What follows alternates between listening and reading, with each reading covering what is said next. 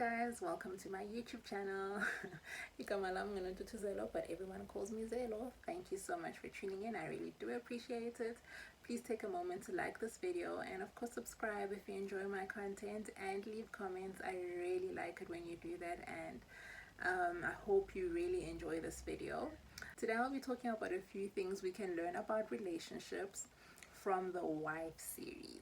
If you don't know anything about the Wife series, it is a telenovela on Showmax that is every Thursday, and it's inspired by a book called Shomu the Wife by Dudu Busani Dube.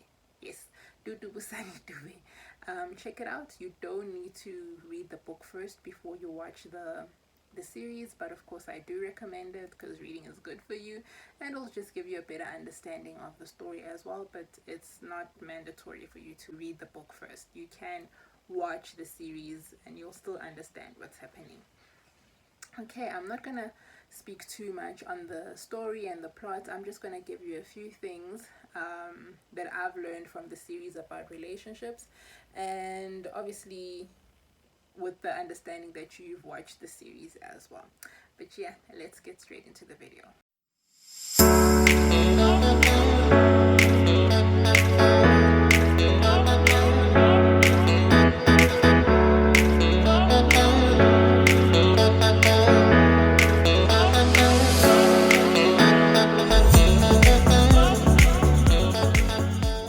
The first thing I want to touch on, if you're around me or if you're my friend, you've probably heard me say this a few times. You're not asking for too much. You are asking the wrong person.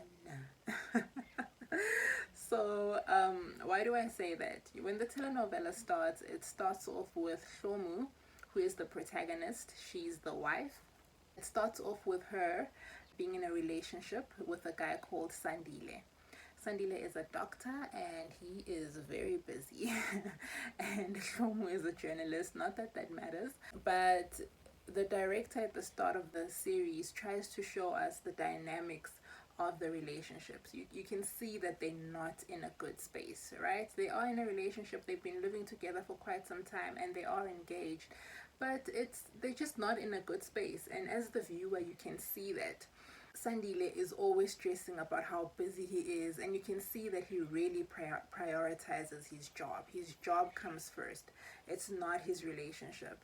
And looking on the outside, you know, you can see that her family, her friends, they really want her to be with Sandile, but she's actually miserable in the relationship.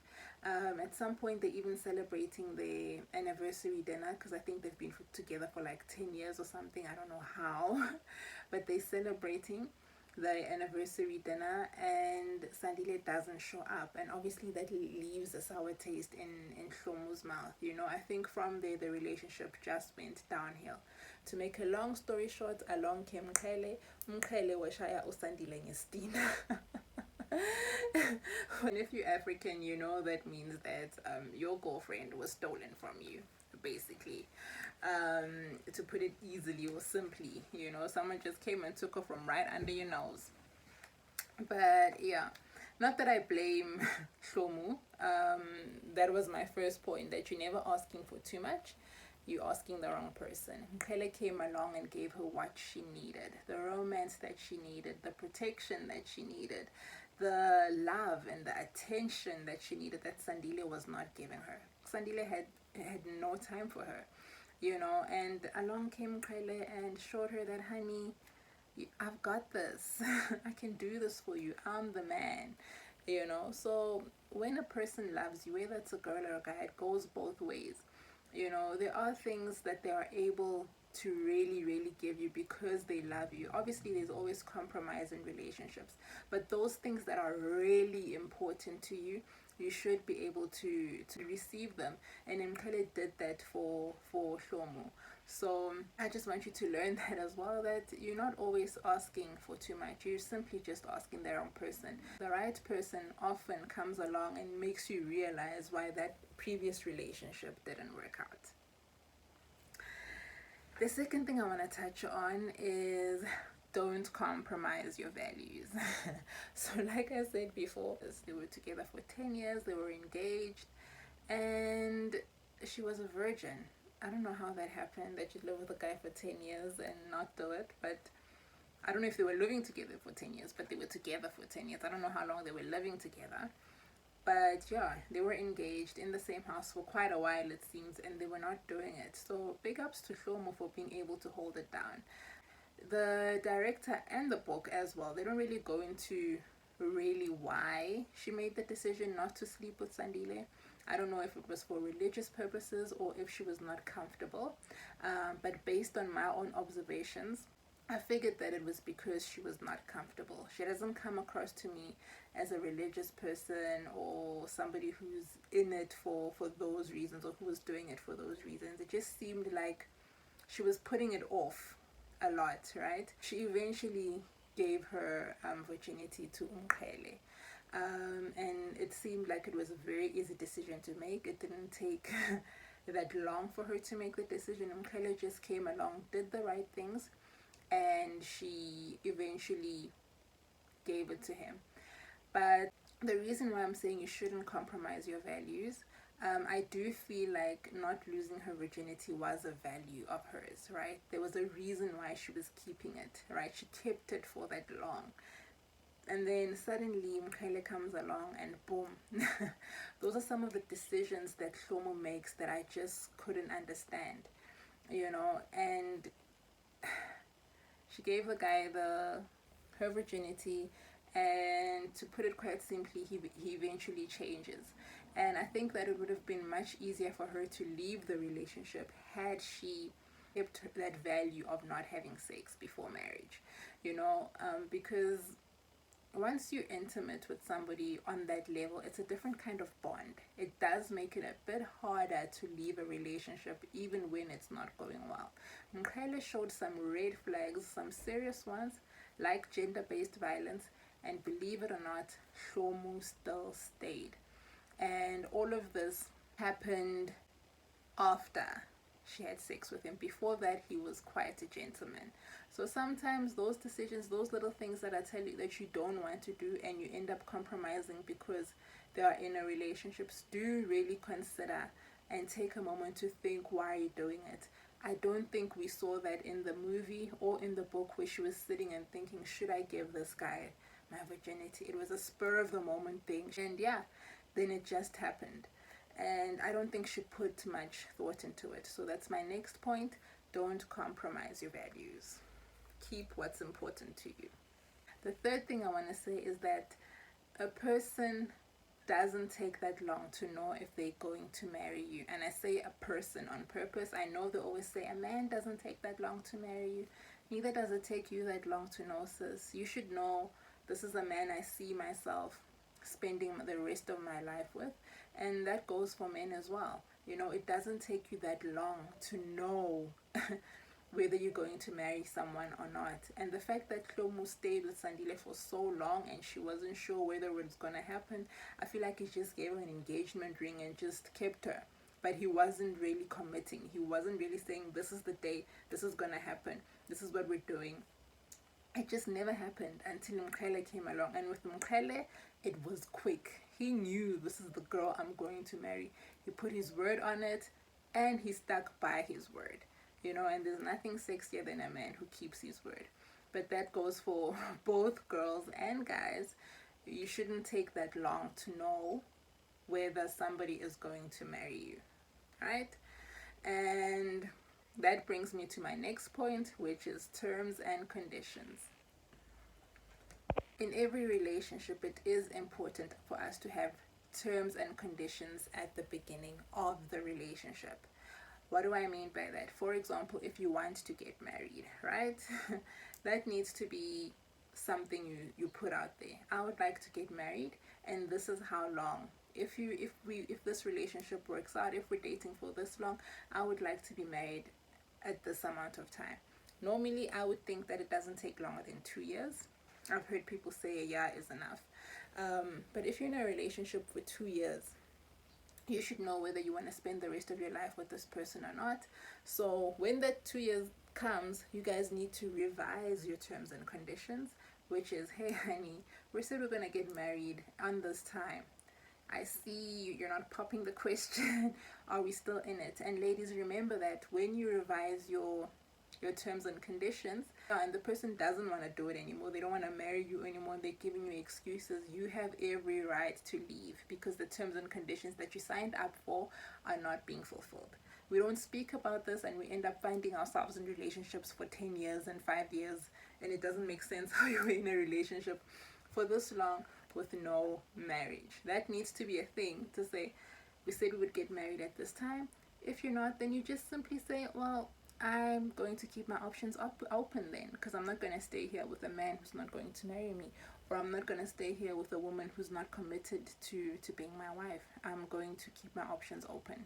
You have every right to do that, in my opinion. I'm not a relationship expert, but that's just my opinion. I feel like we need to review our terms and conditions. The next thing I want to touch on, especially for those of us that want to get married, is that marriage amplifies and magnifies. There's this thing that goes around where you think, when I'm married, things are going to change. He's going to stop hitting me when we're married. You know, he's going to start doing this when we're married. Relationships takes work, especially marriage. Your marriage is what you put in, right? If you're not putting in much in your relationship, you're not going to get much out of it, you know? And marriage is even worse, because whatever it is that it has will always be magnified. So if your guy is hitting you before you're married, he's still going to do it, and it'll probably be more in marriage, because marriage magnifies. And if he loves you and he's just so good to you, when you're married, it's likely that will happen even more. I've seen that in the married couples that I've had. Sometimes marriage just, it does something where it just amplifies the love that you guys have for each other. Any cracks in the marriage that are very significant also show up. So if he's a cheater, he cheats even more when he's married. It doesn't change. If he's not treating you right before you're married, it gets even worse in the marriage. So just keep that in mind, is that marriage amplifies. We see that in the Wife series, because you can see that after they're married, Mkhele still hits her, right? He doesn't stop. As a matter of fact, it seems like he beats her up even worse in their marriage. You know, the hitting is worse. He hits her when they're sleeping together, and just randomly as well, you know, for not knowing where she is, you know. And it doesn't stop because they're married. It actually became worse when they married. And I think the last thing I want to touch on is for us to stick to our deal breakers. And what do I mean by that? As you know, Umkhele is abusive towards Hlomo. Uyamshaya, like akamdlalisi uyamshaya, you know, and hectically. And the first time he hit her, they were not married. And she said this with her own mouth. These were her words. Uphinde umbone nendoda. Alright? Or uphinde umbone namadoda. Something like that. If you ever see me with a man again. So I'm not saying that the deal breaker was men. But obviously it's the lesson that she learned when Mkhele hit her. What she meant is that I'm so hurt, I'm never going to allow a man to do this to me again. Yet she allowed it. She actually goes back to Mkhele, leaves her family. Like her dad is telling her, don't go. If you leave with this guy, don't ever state your foot here in my house ever again. Don't come back. And this guy has the nerve to just wait outside Hlomo's house after what he did to her. You know, it's almost like enticing her. The way I saw it, I was like, why don't you go home? Where do you get this nerve, you know, this pride to do this? You know, he sits there, and eventually, of course, she starts feeling sorry for him. She goes and cleans his wounds and stuff, and ends up leaving with him, you know, leaves with him. They get married, and he continues. Whereas if she had just made the decision from the start, like, I'm not going back there, like, keep to her words, like, I'm not saying don't go back to man, but don't go back to this particular man, because you've already seen that he's not good for you. But she doesn't stick to her deal breaker. She goes back to him and she marries him, and she becomes a punching bag even more, which is quite sad. I just wanted to say, keep that in mind when you're in a relationship. If you see your deal breakers are being compromised, sis, go. Dude, go. Take your things and leave the relationship while you still have dignity. I'm going to find it very difficult for Shlomo to leave now. She's turned her back on her family, literally picked the man over them, and they know this man abuses her. And I feel like she was really unfair to expect her family to just be okay with this when they know which parent would be okay with that. So I can totally understand where her dad came from, but I just feel like, just bear that in mind, that whatever your deal breakers are, we all have them. They're all different. Some of us, our deal breakers are cheating, or others, our deal breakers are smoking. Whatever it is, stick to your deal breakers, because you understand where they come from. You understand, why is this thing a deal breaker for me? It's probably because you're not strong enough to handle it, or it's just not for you, or it breaks your heart in a certain way, because we're all different. Somebody might think that cheating is really not a big deal, like, come on, and other people actually take that seriously. So you need to sit with yourself and understand what your deal breakers are, and stick to them when you see them, because when your deal breakers are being crossed, or you stay with a person who's breaking your deal breakers, you have to compromise. The compromise needs to come from you, not from them. The next thing is something that Klomo said. I think it was episode 14, and this is after Mkhele beat her up. The next thing I'm going to touch on is something that Klomo said in episode 14. This is after Mkhele beats her up for the first time, right?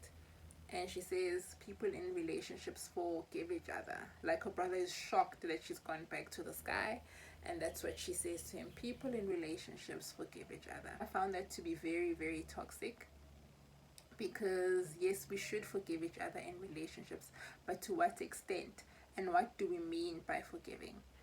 Sometimes walking away from a relationship doesn't mean that you are not being forgiving. You can walk away from a relationship and still forgive a person. The fact that Klomo thought forgiving means going back to a relationship that was not good for her, where the guy is abusive, is a bit toxic for me. Like, for me, I feel like she could have still left and still forgiven Mkhele. She did not need to go back. She could have been like, I forgive you, but I'm not going back to the relationship. You beat me up, you've lost your chance with me,